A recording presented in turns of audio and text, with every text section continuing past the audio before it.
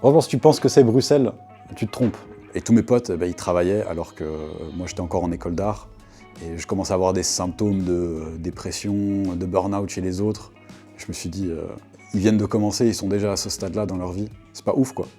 J'ai créé un projet qui, justement, met en relation la surproductivité à Bruxelles et toute cette augmentation de maladies mentales. Et là, tu vois, il y a une superposition, il y a un réseau neuronal, en fait. C'est la pollution lumineuse à Bruxelles. Puis là, tu as photosatellite en fond de Bruxelles la nuit, avec un cerveau en burn-out. Parce que c'est joyeux tout ça. Ça, c'est E.T. C'est son cerveau avant qu'il aille dans l'espace. Et en fait, c'est l'échappatoire de Bruxelles.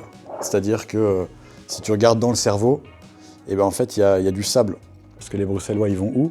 Ils vont à la mer du Nord quand ils sont déprimés. Tellement de drogue que je prends plus là. Je suis en plein sevrage. Franchement, si tu penses que c'est Bruxelles, tu te trompes.